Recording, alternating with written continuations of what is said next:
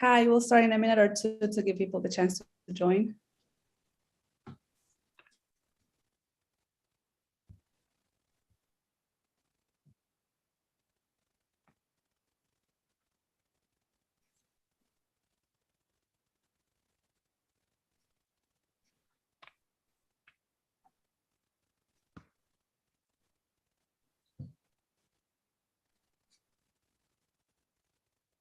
Hi, we'll be starting in a minute.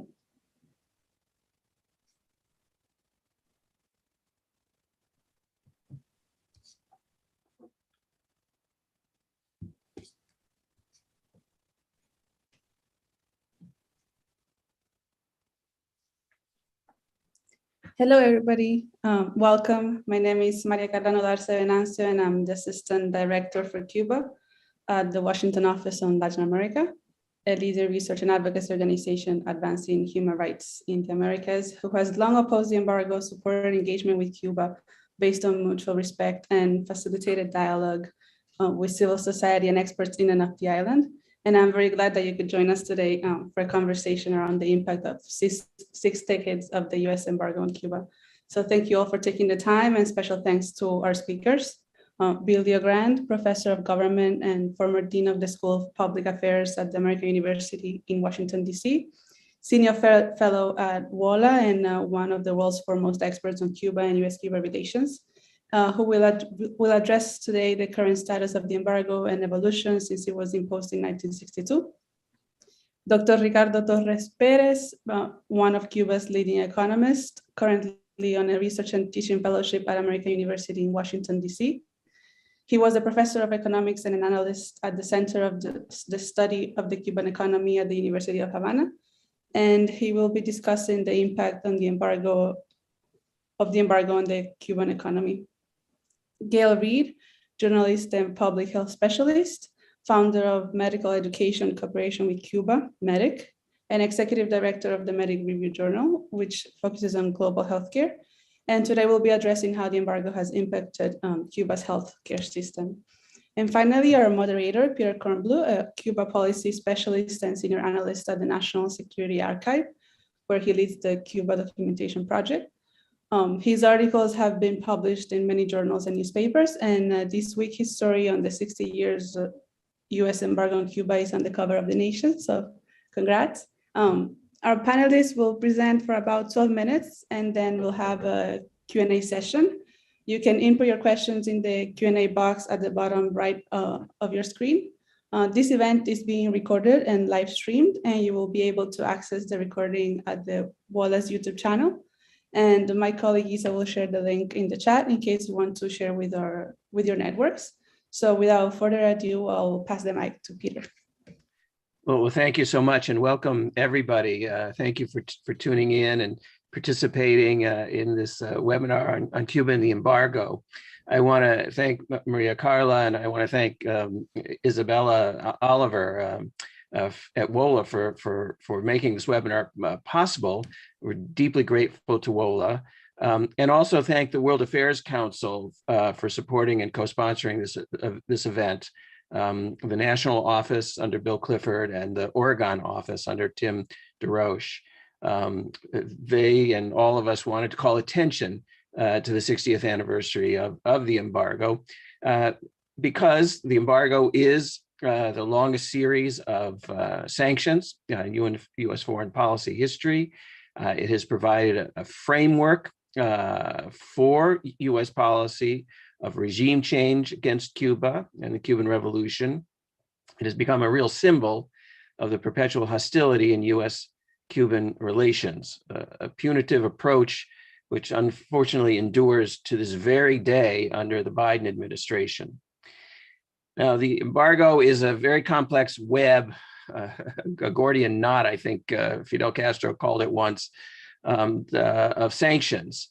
And we're not going to be able to untangle this knot in the next hour or so, but we're going to make a real effort to understand it better.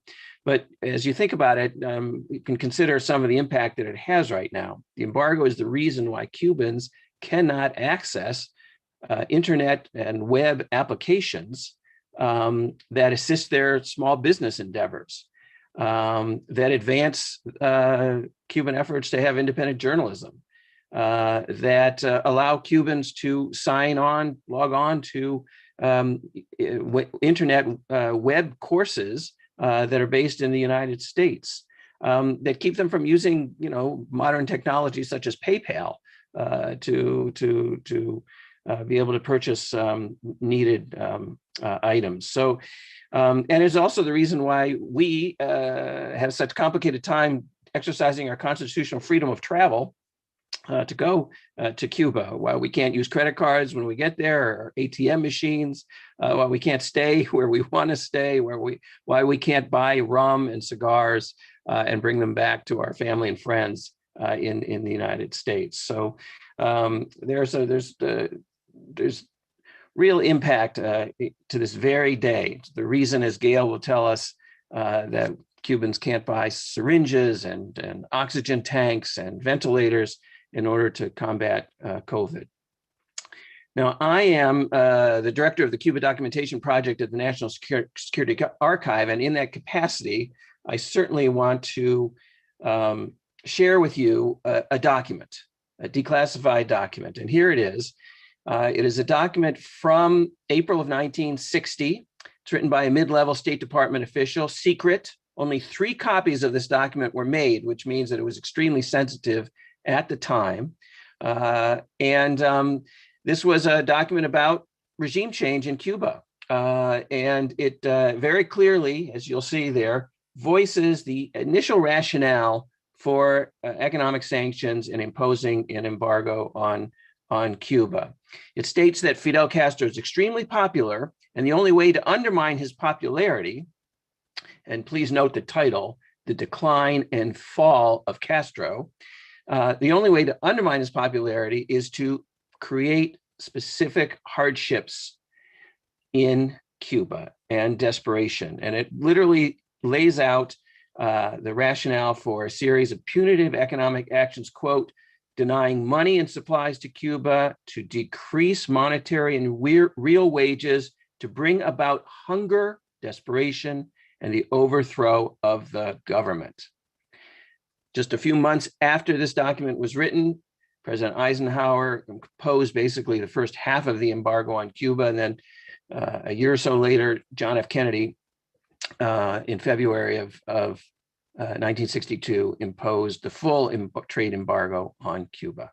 So with this historical document as a reference point, I do want to turn this over to William Leogrand with basically these 3 questions. What really was the origins of the embargo? How has it evolved, and what purpose does it serve today? Take it away, Professor Leogrand.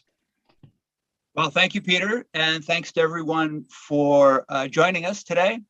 The first thing to understand about the embargo is that it's not a single thing. It's not a single law, but rather, as Peter intimated, it's a complex patchwork of laws, presidential proclamations, and regulations. And it's evolved a lot over the years, sometimes being tightened, sometimes loosened, depending upon the president's penchant for using hard power or soft power, trying to make life harder for Cuba, or in the case of a couple of presidents, beginning to think about the possibility of normalization. Of course, the current embargo was imposed by Kennedy in 1962, and that's the 60th anniversary this year, coming up next month. But as Peter said, it was foreshadowed by President Eisenhower, who in 1960 first cut off US purchases of Cuban sugar. Cuba sold about 85% of its sugar to the United States. And then he prohibited US exports to Cuba, all except for food and medicine. And this was part of Eisenhower's original plan to try to overthrow the Cuban government before he left office. The embargo has always been just one leg of a stool of US policy, if you will, which has been aimed at regime change. And with the only brief exception, really, of the last 2 years of the Obama administration, when even then, the embargo remained in place. The embargo that Kennedy put in place in 1962 is comprehensive. It bans all trade and financial transactions with Cuba unless they are licensed by the Treasury Department. And so the result is we have something called the Cuban Assets Control Regulations, 56 pages of regulations that specify what transactions are licensed and what transactions are not.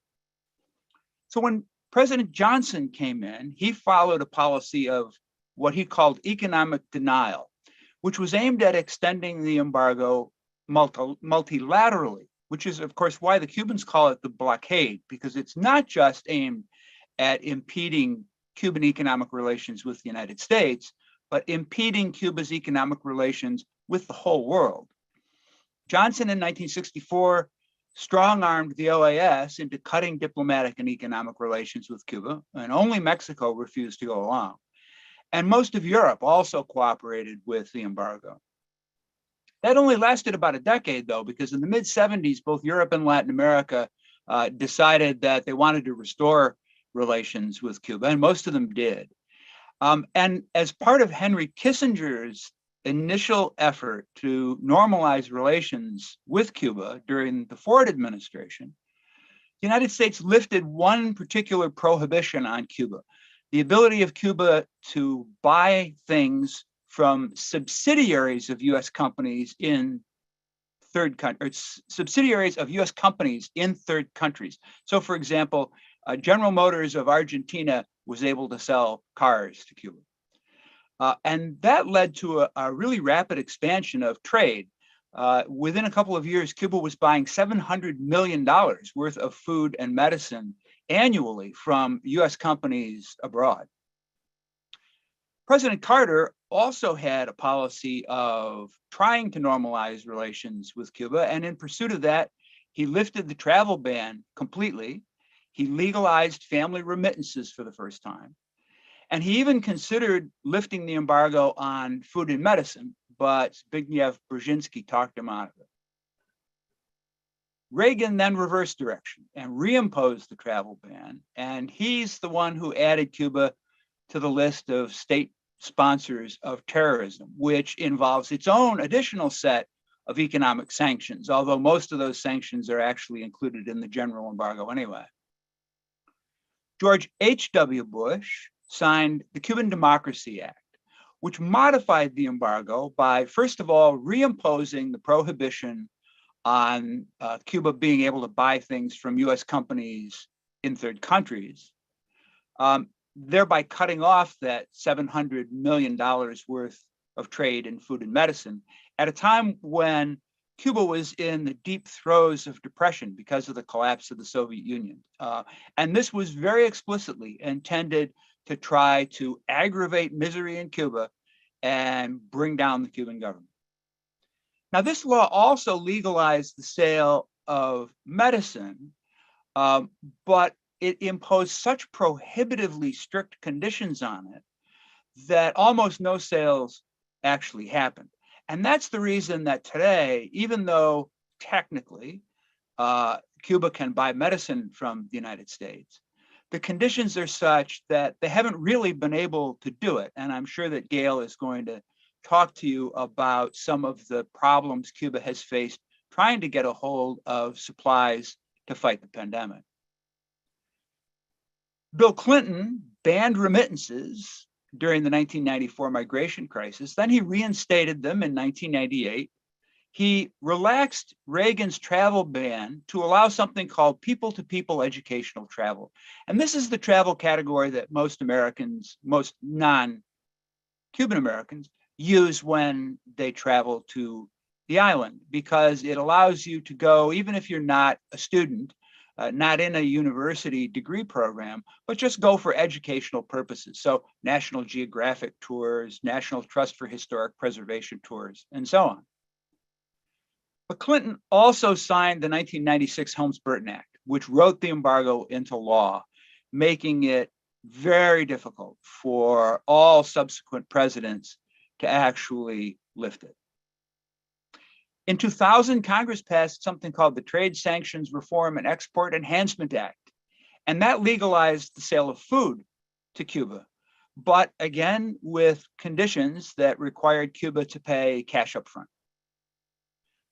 George W. Bush then reversed travel again by eliminating people-to-people travel, and he even made it hard for Cuban Americans to send remittances or travel to the island. And then, of course, President Obama adopted the most far-reaching relaxation of sanctions with his policy of engagement. He lifted all limits on Cuban American travel and remittances, relaxed restrictions on travel for the rest of us, licensed all US exports to Cuba that benefit the Cuban people, very broad category. He licensed investments in telecommunications and pharmaceuticals. He took Cuba off the terrorism list. He gave licenses to airlines, regular air service, and cruise ships, and called on Congress to lift the embargo in its entirety, although, of course, Congress didn't do that. And then Donald Trump came in and reversed everything Obama had done and more.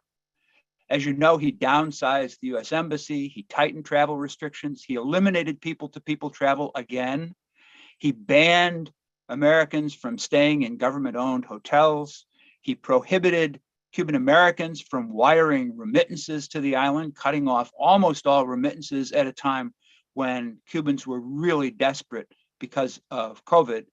And he put Cuba back on the terrorism list. During the campaign of 2020, Joe Biden promised to return to Obama's policy of engagement and lift all except all of Trump's sanctions, the ones particularly that injured Cuban families. And yet he's done absolutely nothing in the last year except to impose new sanctions on individual Cuban officials for alleged human rights violations. So why is that? Why has Biden not followed a policy that he was part of formulating during the Obama years? And the answer, I think, is that Cuba has become, once again, a casualty of domestic US politics. Democrats are suffering from fear of Florida because they got beaten badly in 2020 in that state. And from the influence, they're fearful of the influence of Senator Robert Menendez. You know, it's often said that Trump outsourced his Cuba policy to Senator Marco Rubio. Biden has outsourced his to Senator Menendez. And in addition, the current economic hardship in Cuba caused by US sanctions and COVID has revived pipe dreams in Washington that maybe finally, after 60 years of failure, the embargo is finally going to bring about the Cuban government's collapse. But it is a policy that hasn't worked for 60 years. It's a policy no one else in the world supports. It's a policy that human rights organizations like Amnesty and Human Rights Watch and 3 popes have denounced for the misery it creates for the Cuban people. You know, President Biden, when he talks about Cuba, always says that he stands with the Cuban people. If he really meant it, he'd end this failed policy of trying to strangle their economy and open up economically to give them a chance at a better life. Thanks. Well, thank you, Bill Leogrand. That is a very compelling and thorough overview of 60 years of very complicated economic sanctions, all done in 10 minutes. That's a feat in and of itself. And it really does give us an understanding, I think, to start off of how complicated this is.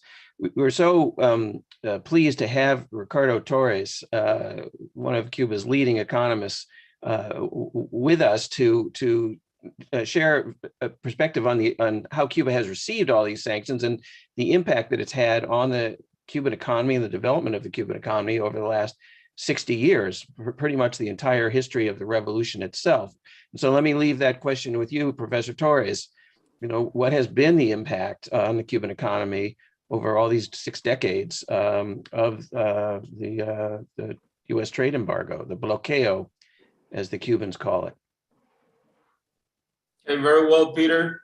Thank you for the invitation to be here. Thank you to WOLA and all of the organizers and sponsors. Well, it's a very deep and big question. We could talk for hours, but I'll try to address essentially three topics during my very brief intervention. So I want to talk about the effect on the Cuban economy overall, mostly from a macro perspective. But also then I want to highlight the fact that today's Cuba's economy is different from the Cuban economy of the 60s or the 70s during the Soviet times, mostly. And then also I want to share my perspectives around, why the embargo is still there. I mean, despite all the denunciation and, all the criticism that can be put forward on, moral or rational grounds, still there. So maybe this could be a very realistic, realist approach to the embargo, but I want to share that as well. And then also, finally, some words about how me as a Cuban that was born and raised in Cuba, started did a significant part of my career there, and also I'm an economist, how I see the way for Cuba in terms of dealing with the embargo, because I'm not very optimistic, I have to say, in terms of the elimination of these sanctions. Then, first of all, if we look at a map that I don't have here, but I'm sure you've looked at it, many of them over the years, almost by simple intuition, we can understand why US sanctions on an economy in a country like Cuba, are expected to have a large negative effect. All economic gravity models will tell you very clearly, trade and economic relations are more generally between two given countries depend on two main factors. One is proximity, and the other one being the size of the economies and all other aspects that can be demonstrated to impact trade costs. If you look at a map, Cuba is very close to the United States. Cuba is a developing country. The United States is an advanced industrial and service economy. In normal circumstances, the US, as it was, because we also have empirical evidence of this before 59, the US would be Cuba's natural trading partner. And then if you look at Canada, Mexico, all the islands in the Caribbean, all the countries in the Caribbean, Central America, even for some South American countries, the US is the main trading partner.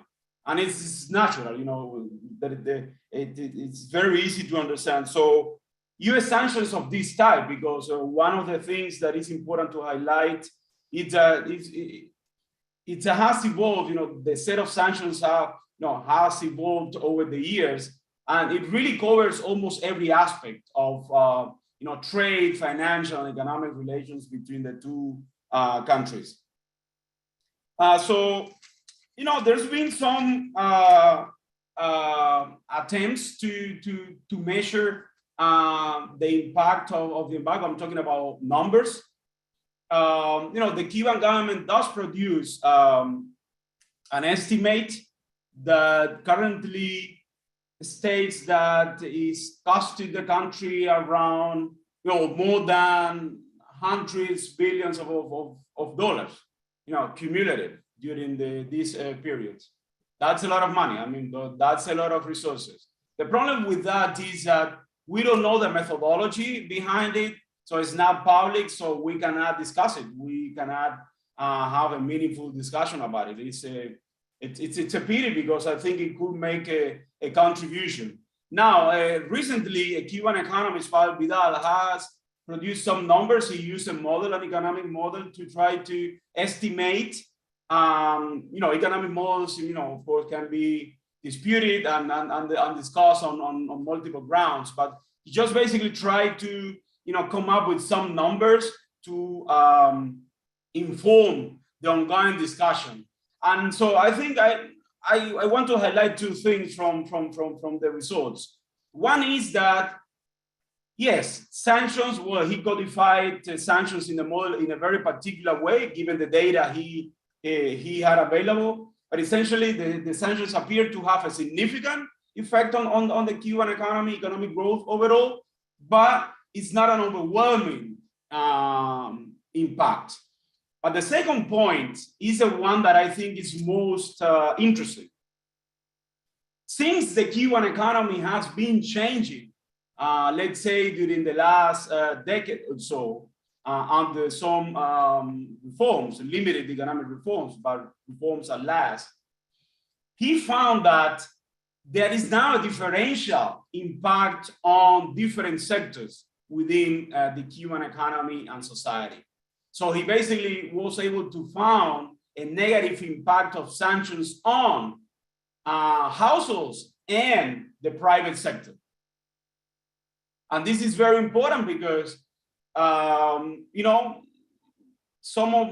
of the arguments behind the current policy is that the private sector is a sort of a marginal actor in Cuba, and we want the Cuban government to embrace a more liberal economic policy. Well, the sanctions actually hurt the private sector. One of the communities within Cuba that was intended to benefit. Now, my second point, of course, that if you also, if you keep your eyes on the map, you realize that there is also a huge asymmetry between the United States and Cuba. I mean, and size, land mass, population, but also in terms of, the size of our economies. Unfortunately, though, the ratio, in terms of US GDP, Cuba's GDP, has only grown over time. And that growth has accelerated significantly in the last 30 years.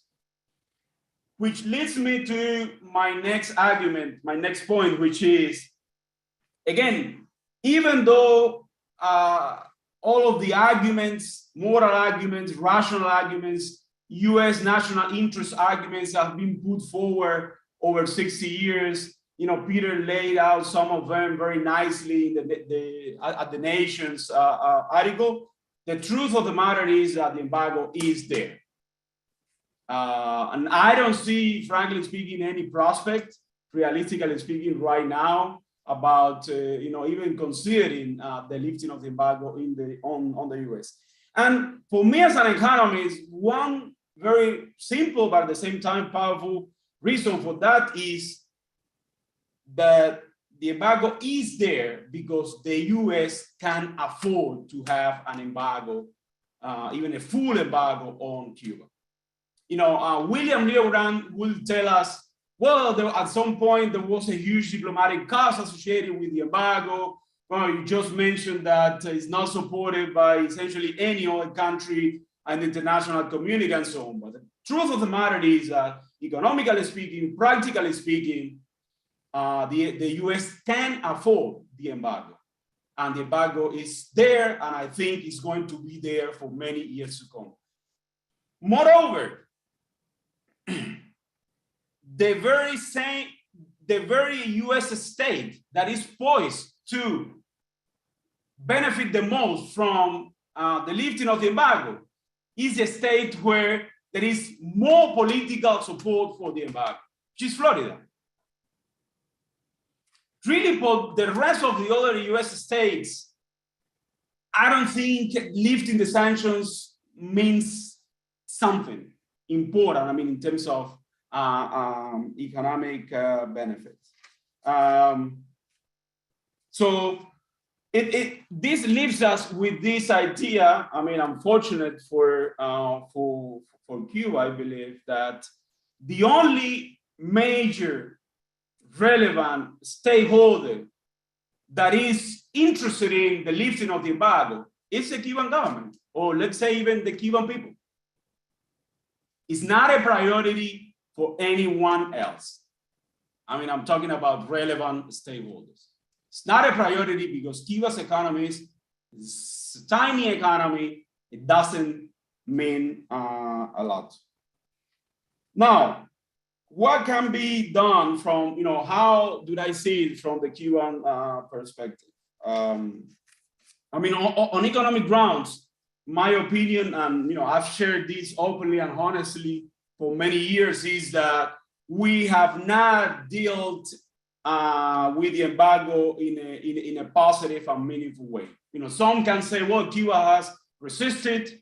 Well, resistance is not development, it's not progress necessarily. And one of the reasons for that is I've come to the conclusion that we have an inferior economic system, regardless of the embargo. And that has only weakened Cuba's ability to successfully deal with the embargo. In my opinion, it's a strong statement. It's a hard truth, but I've come to that conclusion, and I see it everywhere. Too often, actually, the embargo has been used in Cuba and continues to be used to justify our mistakes, to justify the flaws of our economic system. Well, some may even say our political system. So far we had big hopes last decade. There was a lot of enthusiasm. I recall it very well at the beginning of last decade that we'll at last be able to reform this economic system. And actually, even the president himself at the time and many other Cuban government officials stated publicly several quite strong reasons for us to move forward with reforming fundamentally our economic system. Unfortunately, even modest attempts to reform that system have encountered significant political and ideological resistance. So largely unsuccessful. It's been, in my opinion, largely a very chaotic effort to reform the economy, lots of back and forth, and most of all based on illusions about how economies and societies work. So it has become a dead end for Cuba.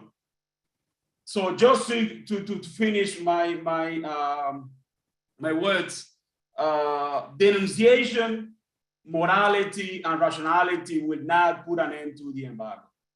So my opinion is that right now, the only alternative, real alternative Cuba has to soften to some extent the impact of the embargo is to engage in a serious, honest, sustained, convincing effort to fundamentally reform an economic system that we know will take us nowhere in terms of making the lives of the Cubans living in the island much better. So I want to finish with that. Thank you all. Deeply appreciated, Ricardo Torres. We're so glad to have you.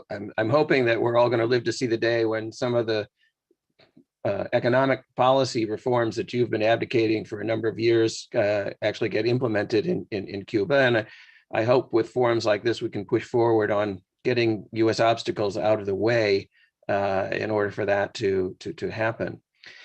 The whole world is in a major health crisis at the moment. Cuba suffered that crisis also. Unlike almost every other country, it is under a US embargo, which has created some special conditions for its ability to address the public health issues that COVID presents. We're so fortunate to have Gail Reed, with us to discuss public health in Cuba and how the embargo has impacted public health. It's interesting to note that initially both Eisenhower and Kennedy thought that they would look better if they didn't include medicines and medical supplies in the embargo. But pretty soon, by the mid-1960s, it was very difficult to get any medicines or equipment to Cuba. So Gail, tell us about the impact on the public health system and the medical system of this embargo. Thank you so much, Peter, and the organizers at WOLA for this opportunity, and to fellow panelists. Back in 1995, I spent months poring over papers from a dilapidated file cabinet at MediCuba, Cuba's medical import-export company in Havana, I'd become such a fixture that the woman who sold the lunch tickets there included me in her rounds.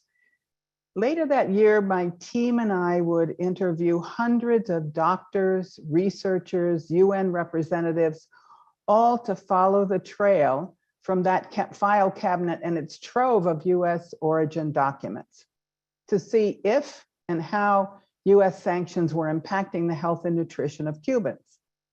The result was the impact of the US embargo on health and nutrition in Cuba, a 300-page report published by the American Association for World Health, the US Committee for PAHO, and the WHO. The short answer to my research question was yes, the US embargo was having nefarious consequences for Cubans, jeopardizing the health and welfare of women, children, people living with cancer and HIV/AIDS, the ubiquitous requirement for US government export licenses hobbled and in other cases simply halted Cuba's ability to procure medicines, ingredients, and medical equipment from any company in the world whose products included even 10% American components. And licenses were denied for UNICEF Cuba to import water main couplings, to a company offering parts to fix a community clinic's ailing X-ray machine, and to a pharma plant for 1 pound of methotrexate to manufacture life-saving medications for women with breast cancer. Still, other companies cited the labyrinth of US embargo rules for refusing to send even a catalog to MediCuba.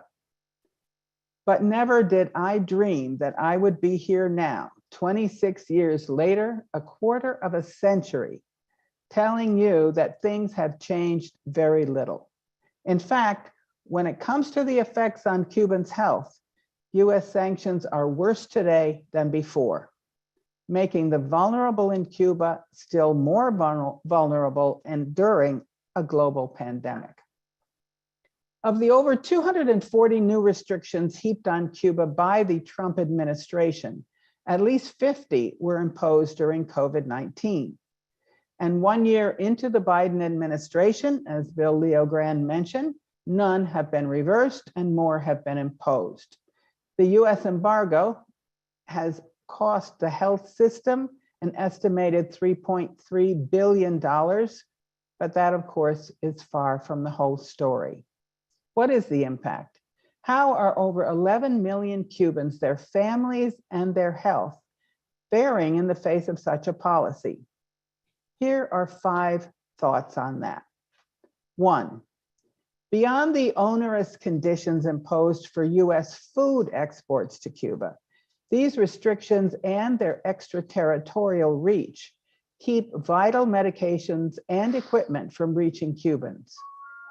The 10% US component rule is still in effect, often paralyzing sales to Cuba, and even when a US license is issued, it can come too late. Today, Cuban medical importers scour a list of 500 potential suppliers. Over 51% are intermediaries that shoot prices up as much as 50%. Remember that the US represents half the world market in medicines. So when it comes to domestic Cuban manufacture, Trump-era restrictions have obliged importers to switch suppliers for 95 key ingredients for medicines and vaccines. Whole lines of medical production have come to a halt in Cuba, leading to serious shortages. In 2021 alone, an average of 120 medicines were in short supply every month, up from 44 in 2018. Companies in Switzerland, once trusted suppliers, but later US corporate affiliates, denied sale of ventilators to Cuba during the pandemic. And the list would go on and on. Number 2, even medical donations to Cuba have been the target of US sanctions during the pandemic. Perhaps you saw the Alibaba shipment of donated gloves, masks, test kits, and ventilators from China that never reached the island. since a wary shipper with US shareholders refused the Cuba-bound cargo. The embargo's extraterritorial banking and financial restrictions also make sending money to Cuba, whether in the form of family remittances, donations to hospitals or churches, a virtual nightmare. As the recent letter from 114 members of Congress noted, and I quote, "While the embargo allows for the shipment of humanitarian aid, in practice, licensing requirements, end-use verification, restrictions on the banking sector, and fear of unknowingly running afoul of US law severely complicate sending humanitarian aid to Cuba from other countries as well as from the United States," end quote. The closure of consular services at the US Embassy in Havana has inflicted untold mental health damage on Cubans and Cubans Americans alike by virtually halting Cubans' travel to the United States. Number 3, research, development, production, and rollout of vital vaccines and antivirals have been delayed by making purchases and shipping more difficult, stretching the health system to the limit and costing lives in the process. Since 2020, purchase and shipment of at least 32 components for Cuba's COVID-19 vaccine development were delayed due to US sanctions. Over 8,000 in Cuba have died from COVID-19, and many could have been saved if vaccines had been rolled out earlier. Meanwhile, as of today, just 9.8% of people in the world's poorest countries have received a single vaccine dose. Fewer still are fully vaccinated, mainly due to a lack of access to vaccines. In this context, the Cuban vaccines hold out new promise, since they're providing both safe and effective options, as well as easy to store and administer. Mexico and Vietnam are purchasing them, and Cuban health authorities say they're willing not only to sell, but also donate to low-income countries. So these US sanctions are also costing lives in the global South. Such sanctions are emboldened by a mega policy of hostility towards Cuba that extends to discrediting Cuban health teams abroad, assistance that included 28,000 health workers in 66 countries before the pandemic. But since 2020, an additional 58 teams of 4,700 Cuban health professionals have plunged into red zones in 42 countries to care for COVID patients. A similar initiative during the Ebola epidemic in Africa received praise from President Obama, but that, of course, seems like a long time ago. Since then, governments in Latin America and Africa have received not so subtle warnings not to accept Cuban health cooperation. The world's poorest of the poor, collateral damage in the war against Cuba. Number 4, such collateral damage extends to us as Americans, since much of the joint research and bilateral scientific exchange has just stalled during COVID-19, depriving us of Cuba's public health experience and novel biotech medications. Luckily, although more slowly, the clinical trials go on in New York State for Cuban therapeutic lung cancer vaccines. But so much more could be accomplished by simply making good on the 2 memoranda of understanding in health signed during Obama's second term. In fact, of the 22 US-Cuba accords signed in that era, 15 bear on health in one way or another. And finally, number 5, the 11.2 million Cubans have been glaringly absent when it comes to Biden-Harris empathy in the time of COVID. Empathy on display last June, when the White House lifted all sanctions on Iran, Syria, and even Venezuela that were deemed to interfere with their fight to contain the pandemic. All restrictions were removed on the export of medicines, medical supplies, and equipment, including on their purchase, payment, and shipping for 1 year with a stroke of a pen. But no such empathy flowed to Cubans. So let's be clear. We're talking about a pandemic that threatens the lives of all Cubans, not a governing elite. They need medicines, food, supplies, and reagents to make vaccines, and they need them yesterday. So in this context, a final observation.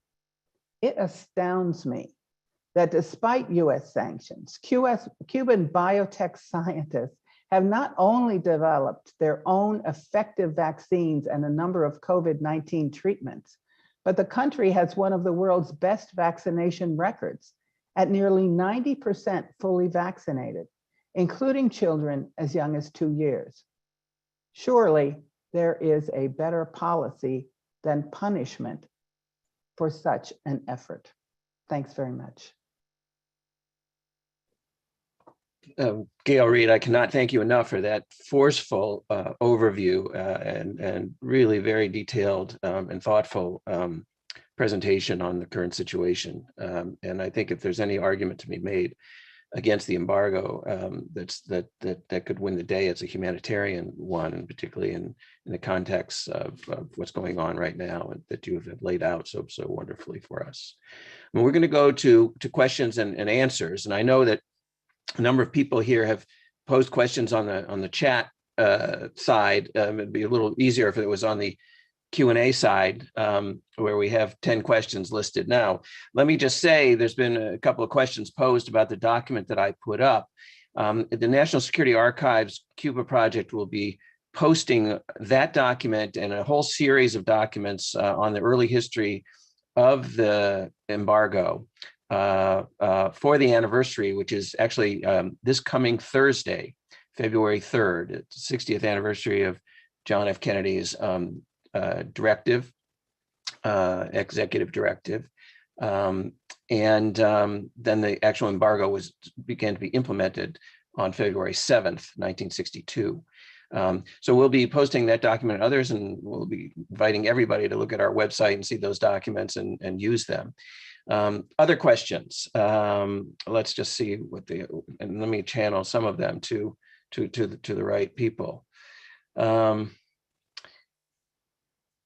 Well, there's a question here about speaking, having Bill speak to the support of the embargo in South Florida. How significant are the voices against the embargo in that state? And since Bill Leogrand, you've referred to the domestic politics issue. Take us through for a minute how Obama dealt with that very issue and where it is today. So Obama did the best among Cuban Americans of any Democratic presidential nominee. He won 35% of the Cuban American vote in 2008, and he won half the Cuban American vote, depending upon which poll you look at, 49%, 51%, in his reelection bid in 2012. And he did it by appealing to a growing segment of the community that had more moderate views about Cuba, who wanted to maintain connections with their families on the island and saw an improvement in state-to-state relations as making it easier for them to maintain family contacts. And we've seen in the polls over many years the growth of that more moderate segment of the community. Trump, on the other hand, appealed to the traditional hardliners, and promised that he would go back to a policy of regime change. And that energized the more hardline element in the community. And by the end, well, let me say, by the end of the Obama administration, a majority of Cuban Americans were in favor of ending the embargo and in favor of Obama's policy of engagement. But by the end of the Trump administration, the energizing of the hardliners had actually turned things around, and more than 50%, 54, 55, 56% of Cuban Americans in a couple of different polls were in favor of maintaining the embargo. And then in the 2020 election, which is the real test, Trump got more than 60% of the Cuban American vote. Democrats just lost in South Florida by overwhelming margins. They lost 2 House seats that they thought were safe. And it was primarily the Cuban American vote, Venezuelan American vote, and Colombian American vote, where they lost double-digit percentages from what they had gotten in the previous election. And so that has revitalized this idea among Democrats that Cuba is the third rail of Florida politics, and you can't win in Florida if you have a policy of relaxing the embargo or engaging with Cuba. Unfortunately, I think that is going to persist through the midterm elections, which is why I don't expect any change in Biden's policy or Trump's policy, which is now Biden's policy, before the 2022 midterms, and maybe not even after that. There is that moderate element to the community is still there. It hasn't gone away, but Democrats haven't been good about organizing it and mobilizing it and giving it a reason to be more vocal in the face of the current wave of really, really far right-wing commentary and even disinformation that is plaguing Florida politics. Let me just ask a follow-up on that. A lot of the analysis about Florida focuses on presidential elections, but what about the Senate election that's coming up this year? And the effort by the White House to support Val Demings in her quest to replace Marco Rubio, who's one of the obviously most forceful supporters of the embargo and a key player in Cuban politics. Well, and not only do you have that race, but Ron DeSantis is up for re-election as well. And that's a really important race because he has presidential ambitions and he is just as right-wing as Donald Trump, but a lot smarter than Donald Trump. Of course, Democrats still see Florida as a strategic state that they need to compete in. But the problem is they think that to compete in Florida, they have to be tough on Cuba and have to try to be just as tough as Republicans on Cuba, which is a fool's game, in my view, because you can't really get to the right of the Florida Republican Party when it comes to policy on Cuba, when you've got elected Republican officials calling for U.S. military intervention. Here's a question for Ricardo Torres. If the U.S. government was smart enough to exempt Cuba's private sector from the embargo and from imports and exports, would the government of Cuba accept that discrimination against the state sector? Well, probably that's a question that should be posed to the Cuban government. I'm not talking on behalf of the Cuban government. We do have some precedents to that. There's always been tension around that issue.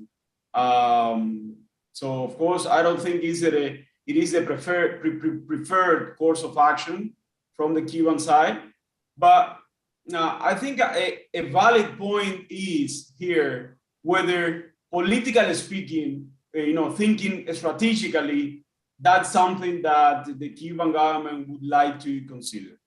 Because I think one is, again, if we address the situation from a more, from a principles point of view, whereby, and in that case, that would not be acceptable. And it's not even rational if you think about it. But then the other side is, thinking strategically, is it something that it is convenient? It is something that we would like to do, just to show, for instance, how the private sector does have a place within the Cuban economy. Just how, for instance, sanctions do affect the private sector and so on. And Cuba has done it before. Cuba accepted to buy food from the United States, even though we are not able to sell anything to the United States. So there is no symmetry, there is no reciprocity in that decision. And also we accepted to buy food under, we can even say, non-market conditions. Under conditions that are not the standard conditions. So there is a precedent. So if I were to answer that, being in a position of making a decision, my answer would be yes, I would do it just to prove my point. And by the way, I will always get a benefit because the private sector, even though it is not dominant in today's Cuba, does have a role that is especially important when it comes to providing services, vital services to households, for instance, and producing staples. So, energizing the private sector, I would think, is in the interest of the Cuban government today. But again, the answer to that would be would need to be deferred to the Cuban government, and more importantly, and unfortunately, I don't know if that it's something is something that it is being considered or even possible in this political environment that we are living in today. Thank you. Ricardo, there's another question that only you can answer. Could you help us understand the impact on Cuba's financial transactions of being on the list of state sponsors of terrorism? Bill Leogrand pointed out that a lot of the sanctions that come with being on that list are already imposed in the embargo, but there may be others that do affect Cuba's banking efforts. And I know that banking has been a key issue, created a lot of problems. The embargo has created a lot of problems there, and being on the list has created problems. Well, I might not be the best person to answer that. I'm not really an expert on the embargo or the sanctions, because you really to make 2 or 3 PhDs to become an expert on that, because it's a very complex set of sanctions and regulations, that cover essentially everything, every aspect, as I said. One part of the answer would be, my understanding is the most important financial sanctions that come with being on the list are already codified as part of the embargo. So, at the margin, it doesn't really make a difference. Now, let me give you an example of something that is happening today that did come from the inclusion of Cuba in the list. As you know, many Cubans hold foreign passports. Many of them hold Spanish passports. So they were using that actively, as you can imagine, to visit the United States, to visit family, to see family, but also to buy stuff, to buy supplies, even to provide for the private sector, so-called mulas. But because of the inclusion, that's my understanding, just something that was said to me very recently. Now, Cubans holding a Spanish passport cannot visit the United States because they are, foreign nationals living in a state that sponsors terrorism. So, and that, of course, is a kind of it's another, it creates another major blow for those Cubans, because now, that was a kind of a privilege. That's something that they were actively using, and now it's no longer possible. So, but yeah, I'm not really aware of any kind of a very important provision that can make a difference to Cuba right now.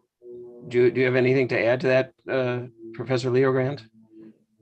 Yeah, just real quickly, Ricardo is right. Most of the international financial sanctions that are imposed by being on the terrorism list are already included in the embargo.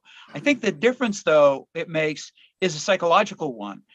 International financial institutions are terrified of running afoul of US regulations, and so they feel like they have to do extra due diligence as a result of Cuba being on the terrorism list. So it makes them even more reluctant to handle financial transactions with Cuba, even transactions that would otherwise be legal under the embargo. So, for example, a number of Cuban embassies around the world, including in the United States, have had a hard time finding a bank willing to handle their finances, even though that's allowed, that's licensed under the embargo. But the banks just don't want to take a chance of running afoul of the Treasury Department, because when they do, they can be subject to fines in the hundreds of millions of dollars. Yeah. Gail Reed, there's a question here about comparing the US vaccines and other vaccines, Moderna, Pfizer, Sinovac, to the effectiveness of Cuba's COVID vaccines, and whether Cuban scientists were able to learn from other vaccine development and production, or did they come to these vaccine programs completely without any international support and collaboration? Well, the Cuban vaccines are their own vaccines. They're not coming from anywhere else. They're comparatively as good as the RNA vaccines from Pfizer and Moderna at an efficacy rate in phase 3 clinical trials of over 90% in terms of preventing severe illness, hospitalization, and death. Very comparable to those vaccines. I think the main difference in terms of the Cuban vaccines is that they have used what you would call classical biotech or tried and true biotech platforms that have been in existence and used in Cuba to the tune of 30 million doses, 40 million doses of other vaccines based on the same platforms and used for decades. So they had sort of one leg up on the whole safety issue. These are not vaccines that are being used for the first time in terms of their technology. This is very similar technology to their meningitis, hepatitis, even tetanus vaccines. They're called protein subunit vaccines. And I don't want to get into a lot of techie talk, which even myself, I'm not a vaccine expert, but certainly they are effective. They are now in the process of publishing their results and applying for WHO, what they call emergency use listing, which I don't have any doubts they're going to receive, as they have already received WHO pre-qualification for a number of their other vaccines.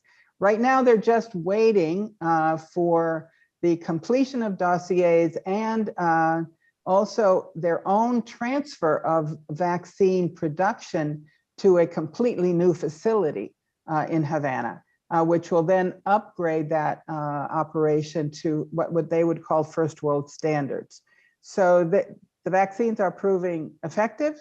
They're easy to store with no big deep freeze requirements, and they certainly do present what I would call an affordable option for a number of other countries, especially in Africa, from where I think we're going to continue to see new variants emerge unless there is greater vaccination potential.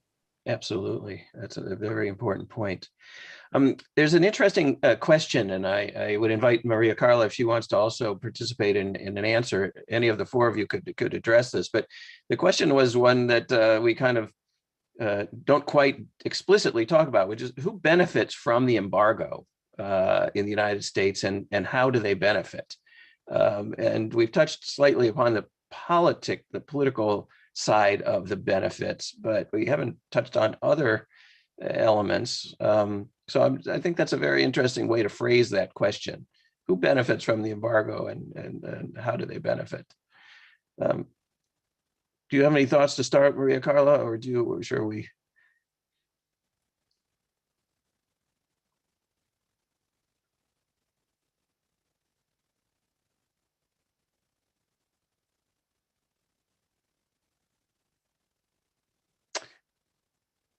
Well, others? Well, you know, I don't think there's anyone who benefits economically from it. I mean, you know, in the olden days, you could argue that, you know, sugar producers in the United States were happy to put an end to the import of Cuban sugar because it gave them a big economic advantage. And in fact, before the revolution, that was always a big debate. What was Cuba's sugar quota going to be? How much sugar would Cuba be allowed to sell in the United States? But of course, Cuba doesn't really export much sugar anymore. Cuba's principal sources of revenue economically are now the export of medical services, tourism, and remittances. And so none of those really compete directly with producers in the United States. And so I don't think this is fundamentally an economic issue. I think it really is a political issue in terms of US domestic politics, but also to some extent at various moments in history, a foreign policy issue as well. There was an interesting question about Gail Reed's point that there was no empathy for Cuba and all these other countries had gotten a year exemption. And there was a question about whether Obama and Vice President Harris had made any comment about why that would be. And I don't know of any reference that they made to the Cuba issue. And obviously, Cuba is being exempted for political reasons. But does anybody else remember any discussion from the White House or the State Department on not including Cuba in this year of empathy towards Venezuela and Iran and others?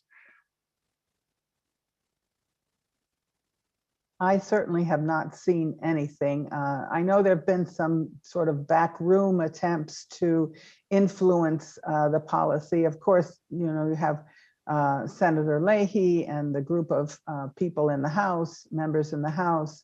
There's been a big question, in addition to Menendez, who actually can get Biden's ear on Cuba? And that's been a question that has had lots of folks in Washington, I know, scratching their heads since the beginning of the administration. Well, that is an important point, and President Biden has actually resisted meetings with advocates for a better policy so as not to open the door to Menendez screaming and Rubio pontificating about it, potential change in Cuba policy. You know, a couple of questions have been posed here about Cuba's relationship, economic relations with other countries such as China and Russia. There's been some, news about the Russian relationship that's hit the U.S. press in the last week in a couple of facets. One was, of course, the idea that as part of the Ukraine effort, the potential invasion of Ukraine and the war over Ukraine, Russia might actually send missiles back to Cuba. The inference was, I think, played up more by the press than the actual wording of the Russian foreign minister. But then there was the other interesting development out of Cuba. Perhaps Ricardo and Gail could both comment on this, that they were going to exempt Russian tourists from having to have COVID tests and proof of vaccination. I don't know, Ricardo, do you want to talk a little bit about the economic relationship with Russia? Well, let me say something general about that. One of the things that I find especially counterproductive from U.S. policy on Cuba is that, for the most part, it really leaves Cuba with few options, alternatives. Then if you want someone to change behavior, you've got to reward somehow. Reward might not be the correct political word, but you need to reward that change in behavior.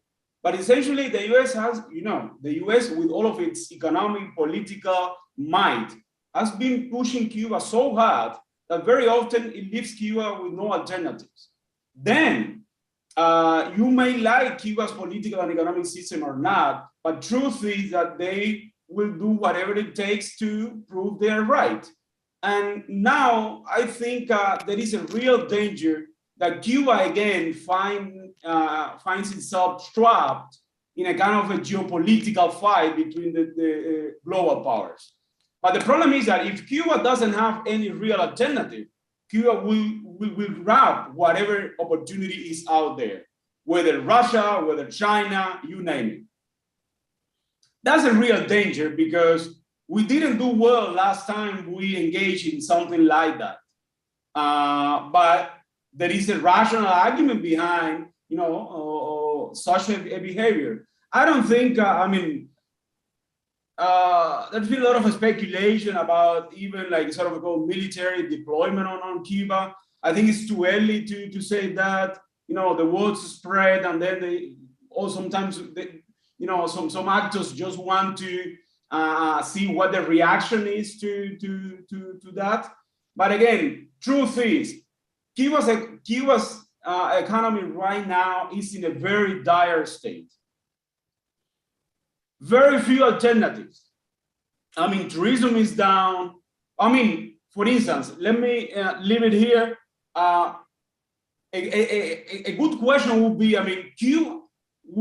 Cuba's policy could have been different, in terms of accepting foreign visitors during the last 2 years, compared to, let's say, other Caribbean destinations. Well, that's a question that is a valid question. But again, very few alternatives right now. If one of those big countries offers an alternative, I think the Cubans will go for it. Right. Yes, exactly.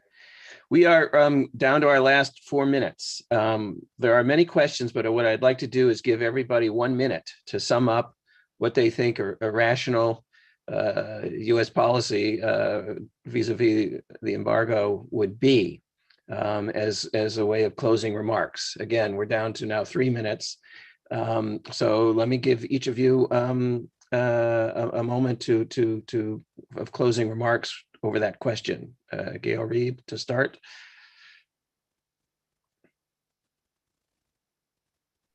Well, let me say that we've seen a whole host of declarations from a number of people in the State Department and the White House and so on, saying that the US policy towards Cuba is based on human rights.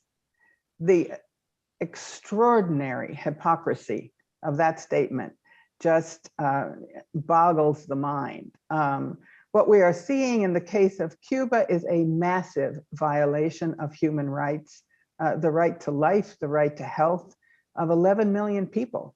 And unless we figure out a way to make more people in the United States and more influencers in the United States care about that, we are not going to be able to lift this embargo and take the boot off the neck of the Cuban people.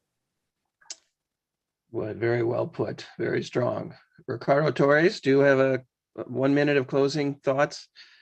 As I said, I'm not very optimistic when it comes to a better future for Cuba-US relations, at least on the short to the medium term.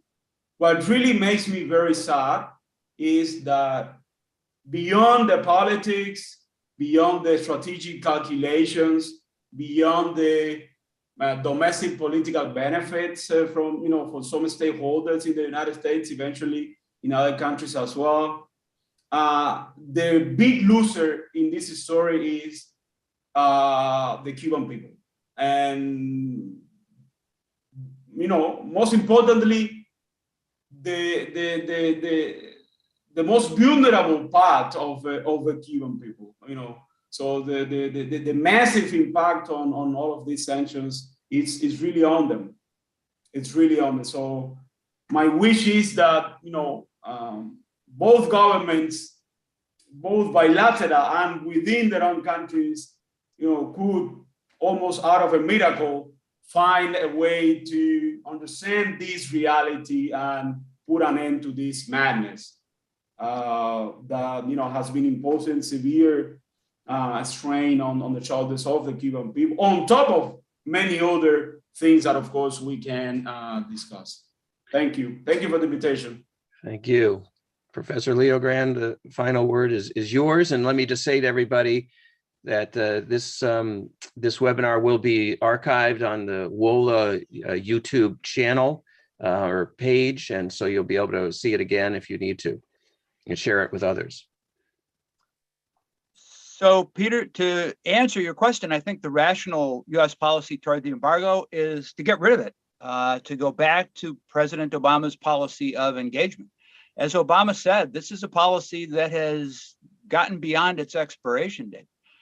From a political point of view, the way I think to start disentangling what Castro once called a tangled ball of yarn is to focus on the humanitarian issues, to focus on issues in which Cuban American families have an immediate interest. And that means taking all limits off Cuban American remittances and Cuban American travel, and to put in place the infrastructure necessary to support that travel, and then to reopen the consular section of the US Embassy and begin once again to grant immigrant visas to Cubans, as we have an obligation to do under the 1994 migration agreement that we signed with Cuba. That would allow the restoration of the resumption of the family reunification program. I think those initial steps would begin to build a political constituency once again in South Florida that Democrats, if they had the good sense,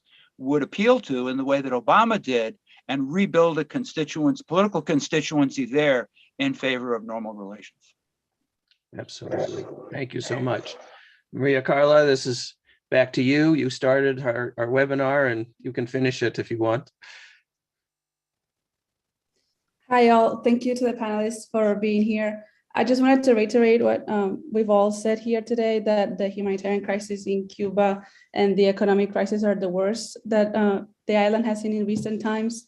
And for as much as the US has the right to criticize the Cuban government's response to recent events and the crackdown on repression, that doesn't mean that they can be oblivious to what US policy can do and how it affects the Cuban people. So like Bill said, there are a series of constructive steps and to foster engagement with Cuba that definitely need to be taken in consideration. So thank you all for being here.